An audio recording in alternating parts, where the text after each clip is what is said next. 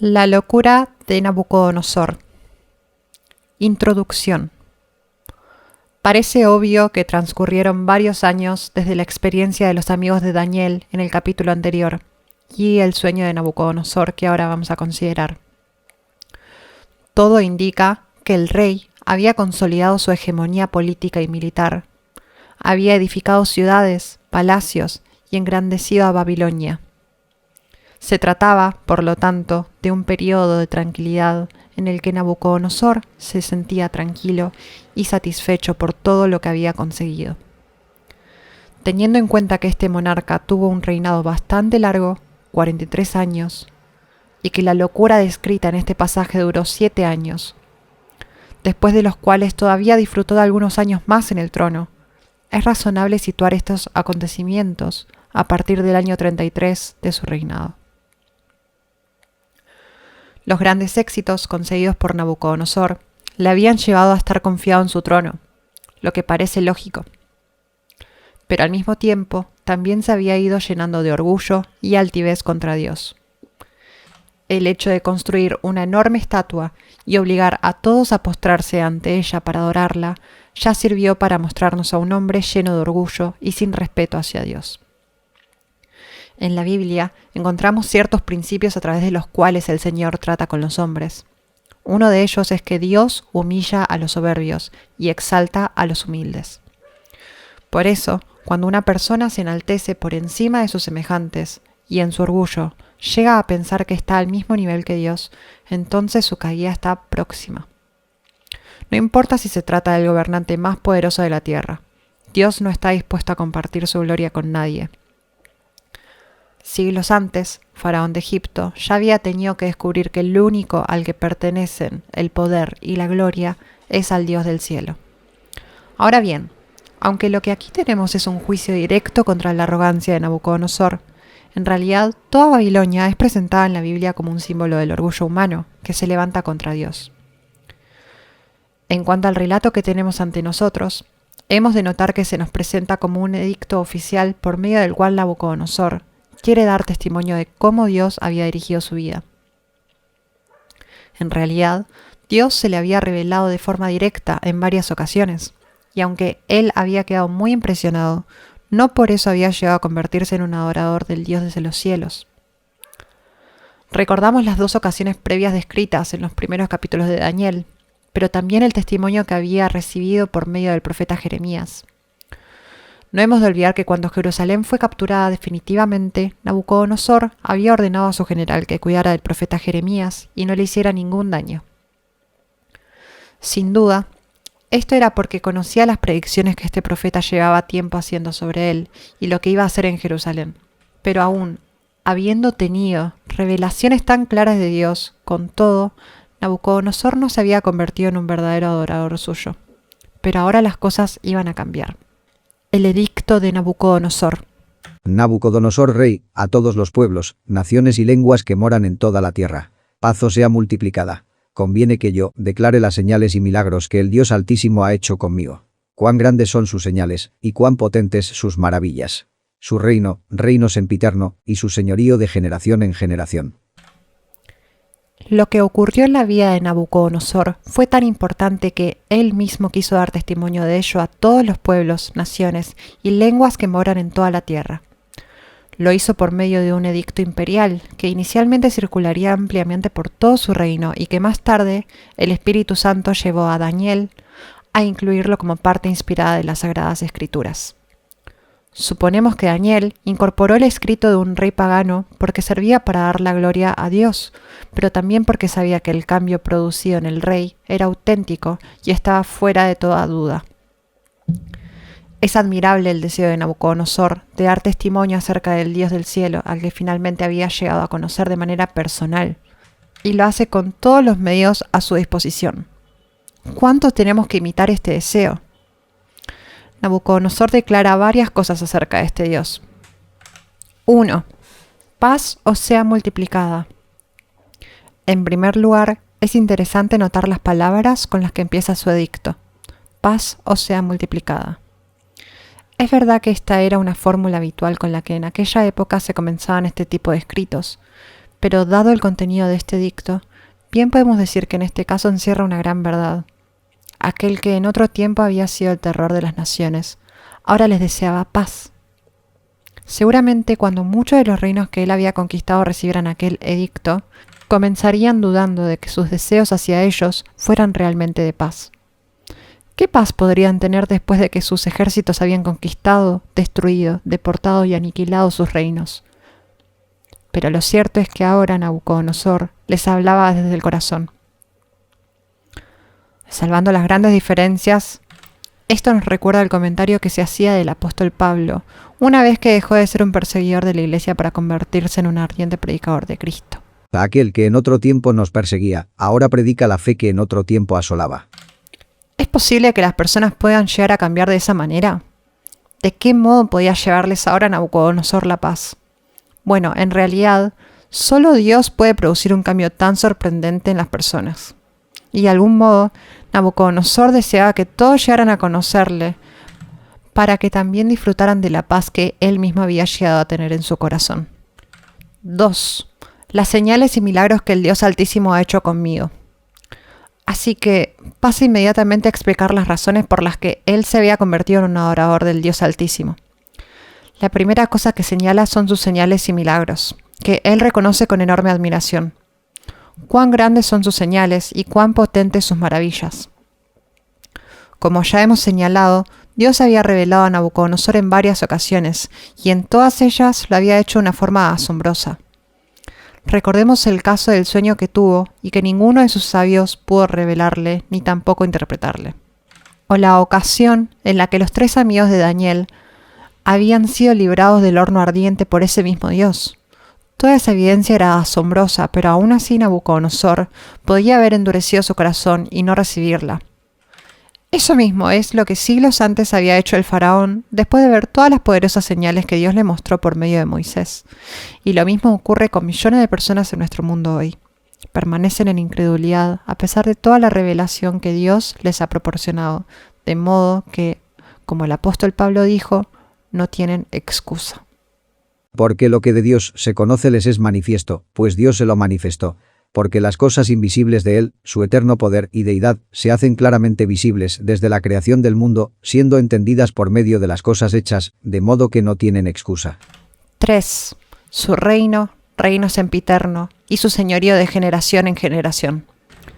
Nabucodonosor siempre había pensado que habían sido su fuerza y sabiduría las que le habían llevado a consolidar su reino y autoridad, pero ahora reconoce que hay un rey en el cielo que es el verdadero soberano, el único que tiene el poder y la autoridad supremas. Pero llega más allá y afirma su señorío de generación en generación. Es muy significativo que Nabucodonosor haga esta declaración. Recordemos que cuando le fue mostrado por medio de un sueño que su reino iba a ser sustituido por otros, esto no pareció gustarle nada. En ese sueño vio una enorme imagen construida de diversos materiales. Su reino fue simbolizado por medio de la cabeza de oro, pero debajo de él había otros reinos. Esto no le agradó, y lo siguiente que hizo fue construir una gran imagen enteramente de oro. Era su forma de decir que su reino habría de durar para siempre. No se conformaba solo con ser la cabeza, quería que su reino fuera eterno. Pero ahora Nabucodonosor reconoce que el Dios Altísimo es el único que tiene señorío de generación en generación. 4. La nueva actitud de Nabucodonosor. Además del reconocimiento explícito que hizo de la grandeza de Dios, es interesante que observemos también su actitud. En cuanto a esto hay 2 cosas que nos llaman la atención. La primera de ellas es la forma en la que se dirige a Dios. En ocasiones anteriores, cuando también había sido asombrado por él, se había referido a Dios como el Dios de Daniel o de sus amigos, pero nunca como su propio Dios. Pero ahora su actitud ha cambiado radicalmente y nos encontramos con un testimonio muy personal. Y en segundo lugar, notamos que adora a Dios después de haber sido humillado muy duramente por él. Tuvo que ser terrible vivir como una bestia por 7 años. Pero al recuperar la cordura, reconoce sin problemas que su castigo había sido justamente merecido.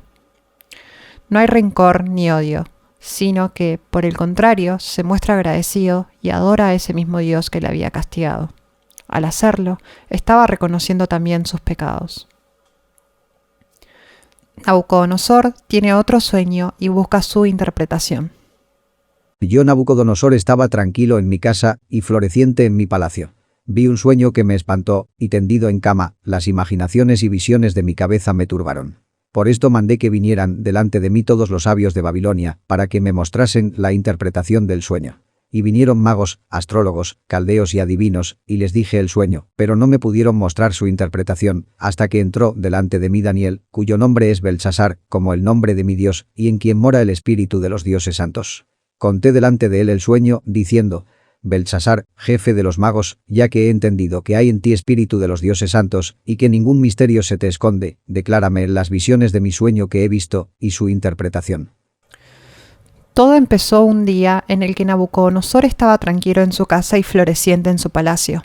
Se trataba de un periodo de su vida cuando ya había conquistado numerosas naciones y había realizado una inmensa construcción de Babilonia, tal como atestiguan numerosos restos arqueológicos. Podríamos decir que era un merecido tiempo de paz y prosperidad después de los grandes esfuerzos realizados. En esas circunstancias, Nabucodonosor recibió una segunda revelación de Dios a través de un sueño que le asustó. Vi un sueño que me espantó y tendido en mi cama, las imaginaciones de mi cabeza me turbaron. A diferencia de la ocasión anterior, en esta sí que recordaba el sueño, pero le intrigaba su significado. De nuevo el rey volvió a reunir a todos los sabios de Babilonia para que le mostrasen la interpretación del sueño, pero como ya había pasado anteriormente, no pudieron mostrársela. Lo más sensato habría sido despedir hacía tiempo a todo aquel grupo de embusteros y vividores, pero por alguna razón el rey seguía dependiendo de ellos. Todo cambió cuando llegó Daniel, al que el rey llamaba Beltsasar, como el nombre de su dios. Parece que él no fue convocado junto con los otros sabios. Quizás su ausencia se debía a que Daniel estaba ocupado en otras tareas de gobierno y ya no formaba parte de este grupo de sabios. Tal vez por eso Daniel no fue obligado a comparecer ante el rey, sino que se presentó por su propia voluntad. Nabucodonosor difícilmente habría olvidado la fuerte impresión que le había causado cuando interpretó su anterior sueño, así que sería escuchado con gusto. Al fin y al cabo, todos los sabios juntos fueron incapaces de atender a la demanda del rey. Nos encontramos de nuevo con el contraste entre la luz y las tinieblas. En todo caso, el rey no se había olvidado del profeta hebreo al que recuerda por sus dos nombres, Daniel, cuyo nombre es Beltsasar. Daniel era su nombre hebreo que significaba Dios es mi juez, mientras que Beltsasar era el nombre que Nabucodonosor le había puesto en honor a una deidad babilónica. De todos modos, reconocía que en Daniel moraba el espíritu de los dioses santos. Parece claro que el rey no tenía dudas de la diferencia entre los dioses de su panteón y el Dios de Israel, aunque en ningún momento había decidido reconocerlo como su Dios personal. Él era como esas personas que acuden a la palabra de Dios como el último recurso ante problemas para los que no tienen otra solución, pero que le ignoran el resto de sus vidas. Nabucodonosor contó el sueño a Beltsasar, jefe de los magos. Al tratarle de este método estaba reconociendo que había demostrado ser más sabio que todos ellos, y esto fue lo que le dijo: ya que he entendido que hay en ti espíritu de los dioses santos, y que ningún misterio se te esconde. Declárame las visiones de mi sueño que he visto y su interpretación. Una vez más, ante el fracaso de sus hechiceros, este rey pagano y politeísta tenía que reconocer que necesitaba la ayuda de Jehová, el Dios de los judíos. Nabucodonosor explica su sueño a Daniel. Estas fueron las visiones de mi cabeza mientras estaba en mi cama. Me parecía ver en medio de la tierra un árbol, cuya altura era grande. Crecía este árbol, y se hacía fuerte, y su copa llegaba hasta el cielo, y se le alcanzaba a ver desde todos los confines de la tierra. Su follaje era hermoso y su fruto abundante, y había en él alimento para todos. Debajo de él se ponían a la sombra las bestias del campo, y en sus ramas hacían morada las aves del cielo, y se mantenía de él toda carne. Vi en las visiones de mi cabeza mientras estaba en mi cama, que he aquí un vigilante y santo descendía del cielo. Y clamaba fuertemente y decía así: derribad el árbol, y cortad sus ramas, quitadle el follaje, y dispersad su fruto. Váyanse las bestias que están debajo de él, y las aves de sus ramas. Mas la cepa de sus raíces dejaréis en la tierra, con atadura de hierro y de bronce entre la hierba del campo, sea mojado con el rocío del cielo, y con las bestias sea su parte entre la hierba de la tierra. Su corazón de hombre sea cambiado, y le sea dado corazón de bestia, y pasen sobre él 7 tiempos. La sentencia es por decreto de los vigilantes, y por dicho de los santos la resolución, para que conozcan los vivientes que el Altísimo gobierna el reino de los hombres, y que a quien él quiere lo da, y constituye sobre él al más bajo de los hombres. Yo el rey Nabucodonosor he visto este sueño. Tú, pues, Beltsasar, dirás la interpretación de él, porque todos los sabios de mi reino no han podido mostrarme su interpretación. Mas tú puedes, porque mora en ti el espíritu de los dioses santos. El sueño no encerraba grandes dificultades. Nabucodonosor había visto un árbol en medio de la tierra que le llamó la atención por su tamaño, belleza y fruto. En él encontraban alimento y refugio muchos animales que vivían a su cobijo. Sin embargo, aunque este árbol crecía y se hacía fuerte, de tal modo que su copa llegaba hasta el cielo, la tragedia lo alcanzó. Esta vino por medio de un mensajero enviado del cielo, al que Nabucodonosor, como rey pagano, identifica como un vigilante y santo que descendía del cielo. Este mensajero dijo que el árbol debía ser derribado, sus ramas cortadas, sus hojas arrancadas y su fruto esparcido, de tal manera que los animales y aves que habían encontrado refugio en él fueran dispersados. Sin embargo, la cepa de sus raíces no debía ser cortada, sino asegurada en la tierra con atadura de hierro y de bronce. Luego el sueño cambia y el árbol se convierte en un hombre al que le es dado corazón de bestia y como tal se comporta viviendo con las otras bestias, mojándose con el rocío del cielo y comiendo hierba de la tierra. Ese estado se prolongaría por un periodo de 7 tiempos, que probablemente indique 7 años. El propósito de todo lo que el sueño predecía era para que conozcan los vivientes que el Altísimo gobierna el reino de los hombres, y que a quien él quiere lo da, y constituye sobre él al más bajo de los hombres. Daniel interpreta el sueño de Nabucodonosor. Entonces Daniel, cuyo nombre era Beltsasar, quedó atónito casi 1 hora, y sus pensamientos lo turbaban. El rey habló y dijo: Beltsasar, no te turben ni el sueño ni su interpretación. Beltsasar respondió y dijo: Señor mío, el sueño sea para tus enemigos, y su interpretación para los que mal te quieren.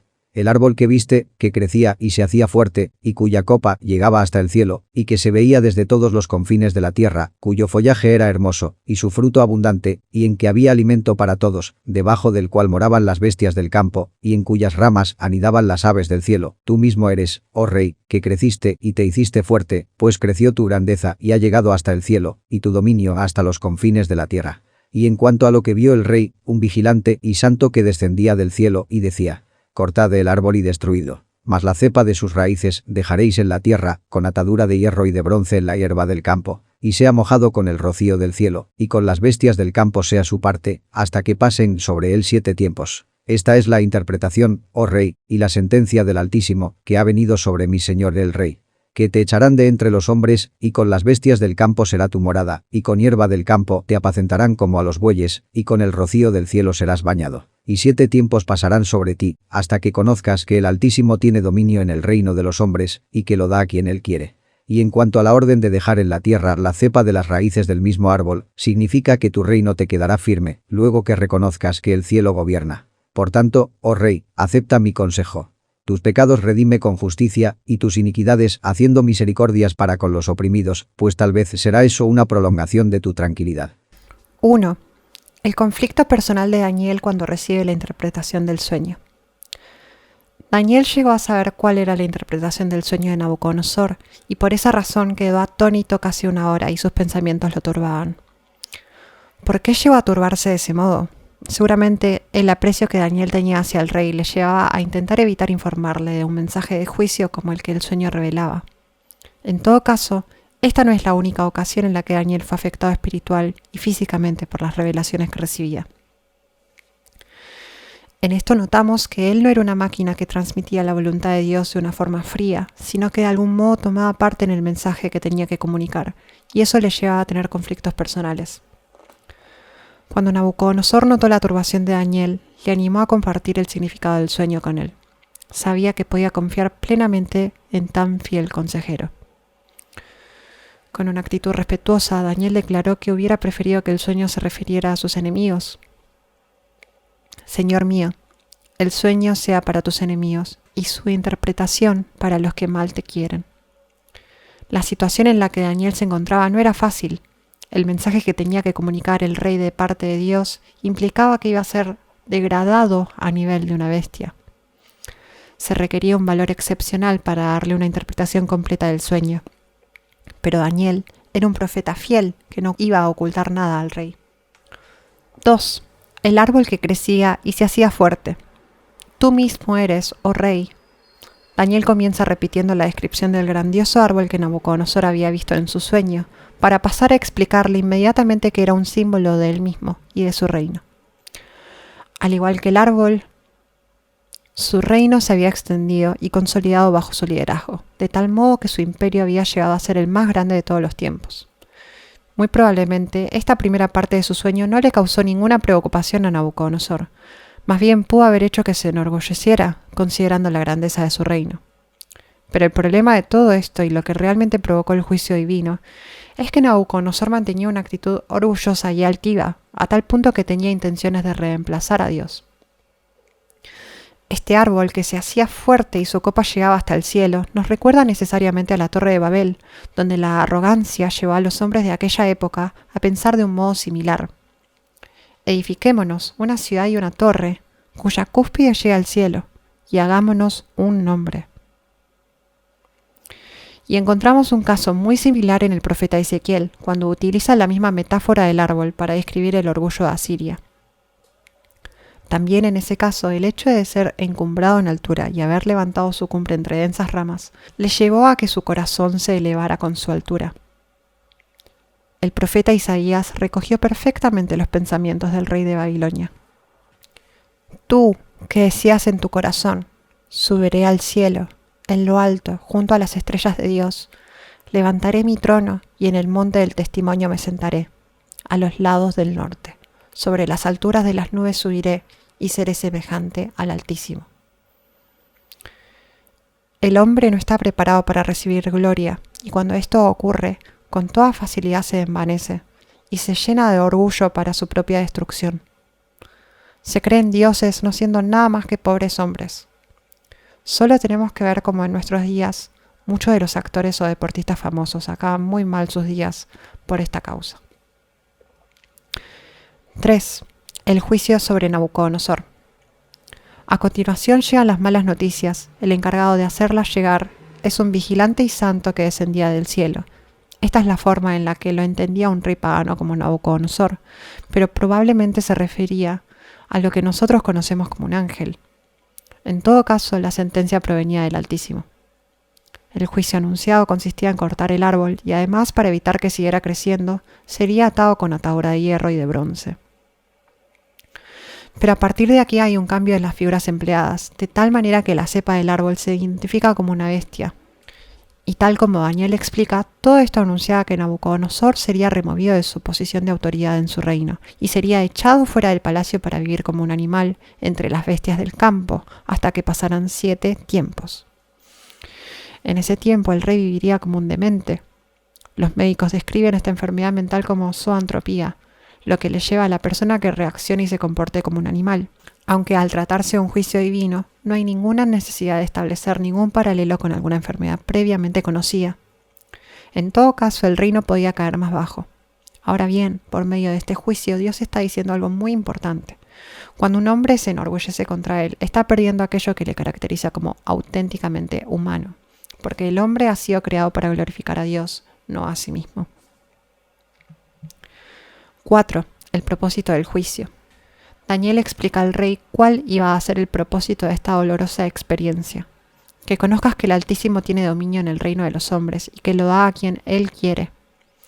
El poder que Nabucodonosor había llegado a acumular le hacía pensar que él tenía el dominio absoluto en el reino de los hombres, pero esto era falso. El único soberano es Dios, a quien el rey en su orgullo había menospreciado, y era ese mismo Dios contra el que él se enorgullecía, quien le había dado la autoridad que ostentaba, pero que del mismo modo se la podía quitar, como de hecho estaba a punto de hacer. Es importante subrayar que Dios no ha abdicado ni ha abandonado su reino. Él sigue siendo el Altísimo y tiene todo el dominio en el reino de los hombres. 5. Una promesa de restauración. Dios iba a demostrar a Nabucodonosor que era él quien gobernaba. La prueba consistiría en que su reino le sería devuelto cuando reconociera que el cielo gobierna, que es una expresión para referirse a Dios sin usar su nombre. Esto sería sin duda un hecho milagroso, porque en todos los reinos y en el mundo de la política siempre hay rivales deseosos de ascender, pero para que Nabucodonosor comprendiera que era cierto que quien ponía y quitaba reyes era Dios, su reino le sería devuelto una vez que recuperara la cordura. 6. El consejo de Daniel. Daniel terminó exhortando al rey para que reconociera sus pecados. Por tanto, oh rey, acepta mi consejo. Tus pecados redime con justicia y tus iniquidades haciendo misericordias para con los oprimidos, pues tal vez será eso una prolongación de tu tranquilidad. Aquí vemos un principio espiritual que encontramos también en otras partes de las Escrituras. Cualquier sentencia puede ser anulada si se interpone el arrepentimiento.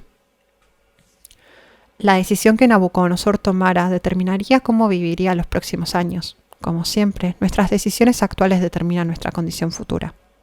Daniel aconseja al rey que se arrepienta, algo que un monarca como aquel no estaría acostumbrado a escuchar. Sin duda, este arrepentimiento debería ser en primer lugar en relación al Dios del cielo a quien había ofendido. Pero es interesante notar que Daniel incluye también la necesidad de extender su arrepentimiento hacia los hombres, haciendo misericordias para con los oprimidos.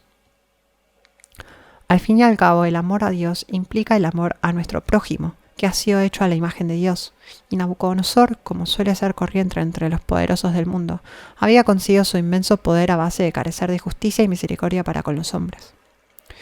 En cuanto a la traducción que dice, tus pecados redime con justicia, debemos aclarar que el verbo traducido aquí por redimir significa literalmente romper con. La idea sería, pon fin a tus pecados haciendo justicia. Es importante aclarar esto porque de otro modo podría parecer que Dios le estaba prometiendo al rey el perdón de sus pecados a cambio de hacer buenas obras, cosa que sabemos por otras partes de las Escrituras que es imposible. Ahora bien, aunque la salvación es por la fe sin las obras de la ley, olvidamos con frecuencia que una fe que no produce obras está muerta o no existe. La fe sin obras es muerta. Por lo tanto, lo que Daniel está indicando al rey es que debía de producir frutos dignos de su arrepentimiento. El verdadero arrepentimiento no implica únicamente dejar de hacer mal, sino también aprender a hacer el bien. Notemos dos grandes verdades a que se desprenden del consejo de Daniel. La primera es que Dios extiende su amor y oferta de perdón a todos los hombres, incluidos, por supuesto, aquellos que no eran judíos. Y en segundo lugar, que no hay hombre tan malvado al que Dios no pueda perdonar. Nabucodonosor es un buen ejemplo de ambas cosas. Si el rey hubiera escuchado las sabias palabras de Daniel, se hubiera librado de 7 años de locura, pero como veremos a continuación, no quiso escucharle. El cumplimiento de la visión. Todo esto vino sobre el rey Nabucodonosor. Al cabo de 12 meses, paseando en el palacio real de Babilonia, habló el rey y dijo: ¿No es esta la gran Babilonia que yo edifiqué para casa real con la fuerza de mi poder y para gloria de mi majestad? Aún estaba la palabra en la boca del rey, cuando vino una voz del cielo. A ti se te dice, rey Nabucodonosor, el reino ha sido quitado de ti, y de entre los hombres te arrojarán, y con las bestias del campo será tu habitación, y como a los bueyes te apacentarán. Y 7 tiempos pasarán sobre ti, hasta que reconozcas que el Altísimo tiene el dominio en el reino de los hombres, y lo da a quien él quiere. En la misma hora se cumplió la palabra sobre Nabucodonosor, y fue echado de entre los hombres. Y comía hierba como los bueyes, y su cuerpo se mojaba con el rocío del cielo, hasta que su pelo creció como plumas de águila, y sus uñas como las de las aves. Todo parece indicar que aunque Nabucodonosor recibió la interpretación de Daniel con precaución, pronto se olvidó de ella y de la exhortación que le había hecho. Pero los juicios de Dios siempre llegan. Dios no es hombre, para que mienta, ni hijo de hombre, para que se arrepienta. Él dijo, y no hará, habló, y no lo ejecutará. En este caso pasó un año entero antes que la sentencia se cumpliera. Un año en el que Nabucodonosor tuvo la oportunidad de arrepentirse. Un año en el que Dios soportó con paciencia la orgullosa actitud de este rey. Qué paciente es Dios, pero su gracia, compasión y paciencia no son comprendidas por los hombres impíos. Pero puesto que Nabucodonosor continuó en su pecado de orgullo, Dios trajo el juicio anunciado sobre él. Veamos cuáles eran los pensamientos del rey cuando todo esto ocurrió. Paseando en el palacio real de Babilonia, habló el rey y dijo: ¿No es esta la gran Babilonia que yo edifiqué para casa real con la fuerza de mi poder y para gloria de mi majestad? Los testimonios que nos han llegado de la antigüedad confirman que la fama que Babilonia tenía como una de las 7 maravillas del mundo antiguo estaba ampliamente justificada. Los reyes que precedieron a Nabucodonosor únicamente se ocuparon de realizar conquistas, pero él, además de seguir con esa misma línea, se destacó también como el constructor de Babilonia. Según testimonios antiguos, la ciudad tenía más de 5 kilómetros cuadrados de extensión y estaba protegida por una muralla exterior de un ancho que permitía que 4 carros circularan al mismo tiempo por ella con el fin de vigilarla. En su interior, la ciudad fue hermoseada con bellos palacios, jardines colgantes, infinidad de templos y santuarios. En conjunto, la belleza de esta imponente ciudad dejaba una impresión duradera en todos aquellos que la veían. En cierto sentido, Nabucodonosor tenía razones para enorgullecerse de las hermosas obras de construcción que había realizado. Ahora encontramos al rey dando un paseo por la terraza del Palacio Real, haciendo alarde de sus logros cuando vino una voz del cielo que confirmó su sentencia. Desde la caída de Adán, el orgullo humano siempre ha sido su principal problema. Nabucodonosor no quería aceptar que todo lo que tenía era un regalo de Dios, sino que pensaba que era fruto de su propia capacidad. Por esa razón, en lugar de glorificar a Dios, decidió glorificarse a sí mismo, pero Dios no le iba a permitir esto, así que se dispuso a humillarlo. En primer lugar, puesto que él creía que todo funcionaba debido a sus habilidades como rey, Dios lo iba a separar de las funciones de gobierno durante 7 años, después de los cuales descubriría que todo seguía igual, aunque durante ese tiempo no habían podido contar con él para nada. Y en segundo lugar, puesto que razonaba y se comportaba como una bestia, Dios iba a hacer que realmente lo fuera en todos los sentidos. Así que en la misma hora se cumplió la palabra sobre Nabucodonosor y fue echado de entre los hombres. Y comía hierba como los bueyes, y su cuerpo se mojaba con el rocío del cielo, hasta que su pelo creció como plumas de águila y sus uñas como las de las aves. Quizá, debido a su posición real, Nabucodonosor fue aislado en un jardín privado, impidiendo que el pueblo tuviera ocasión de contemplar su lamentable condición. La restauración de Nabucodonosor. Mas al fin del tiempo yo, Nabucodonosor, alcé mis ojos al cielo, y mi razón me fue devuelta, y bendije al Altísimo, y alabé y glorifiqué al que vive para siempre, cuyo dominio es sempiterno, y su reino por todas las edades. Todos los habitantes de la tierra son considerados como nada, y él hace según su voluntad en el ejército del cielo, y en los habitantes de la tierra, y no hay quien detenga su mano, y le diga, ¿qué haces? En el mismo tiempo mi razón me fue devuelta, y la majestad de mi reino, mi dignidad y mi grandeza volvieron a mí, y mis gobernadores y mis consejeros me buscaron, y fui restablecido en mi reino, y mayor grandeza me fue añadida. Ahora yo, Nabucodonosor, alabo, engrandezco y glorifico al Rey del cielo, porque todas sus obras son verdaderas, y sus caminos justos, y él puede humillar a los que andan con soberbia. 1. Nabucodonosor reconoce al soberano Dios del cielo. Transcurridos los 7 años, Nabucodonosor recobró la razón y bendijo al Altísimo. De alguna manera, la mente del rey todavía conservaba momentos ocasionales de lucidez, y en uno de ellos alzó sus ojos al cielo, lo que viene a ser una forma de decir que reconoció la soberanía absoluta del Dios del cielo. A partir de ese momento, Nabucodonosor experimentó un cambio asombroso. Hasta entonces, lo único que le había preocupado era buscar la honra y la gloria para sí mismo, pero a partir de aquí su prioridad era alabar y glorificar al que vive para siempre. También reconoció que el dominio de Dios es sempiterno y su reino por todas las edades. De este modo aceptaba la autoridad suprema de Dios que antes había rechazado. Continúa explayándose hablando acerca de la superioridad de Dios frente a sus criaturas. Todos los habitantes de la tierra son considerados como nada, y él hace según su voluntad en el ejército del cielo y en los habitantes de la tierra, y no hay quien detenga su mano y le diga, ¿qué haces? Es el Todopoderoso y su poder es irresistible. Nadie tiene el derecho de cuestionarle. 2. Nabucodonosor es restaurado a su reino. Una vez que el rey hubo reconocido la soberanía de Dios, le fue devuelta la razón y recuperó su reino. Esto también era un milagro porque sin duda habría muchos que habrían aprovechado la situación para adueñarse de su trono. De hecho, según su estado de locura se prolongaba en el tiempo, nadie pensaría que volvería en sí, lo que llevaría a pensar en la necesidad de buscar un sustituto para él. Sin embargo, de manera milagrosa nada de esto ocurrió. Es más, cuando regresó a su trono, él dice que le fue añadida mayor grandeza. Con esto se confirma el principio bíblico de que Dios honra a los que le honran. Esto es una evidencia clara de que el perdón de Dios es auténtico y generoso. 3. Declaración final de Nabucodonosor acerca de Dios. Nos encontramos ahora con las últimas palabras de Nabucodonosor. Después de esto no vuelve a aparecer en las páginas de la historia sagrada. Ahora bien, sin saber nada más de la actitud espiritual de este rey, después de este acontecimiento, lo más sensato es pensar que llegó a someterse personalmente a la autoridad de Dios y que confiaba en él. Es difícil pensar de qué otro modo un rey pagano como él podía llegar a hacer una declaración como esta. Ahora yo, Nabucodonosor, alabo, engrandezco y glorifico al Rey del cielo, porque todas sus obras son verdaderas y sus caminos justos, y él puede humillar a los que andan con soberbia. Su forma de hablar indica que lo que aquí está expresando era algo que hacía constantemente, que tenía la costumbre de hacer. Además, notamos la reverencia, respeto, honra, admiración y adoración que siente hacia Dios.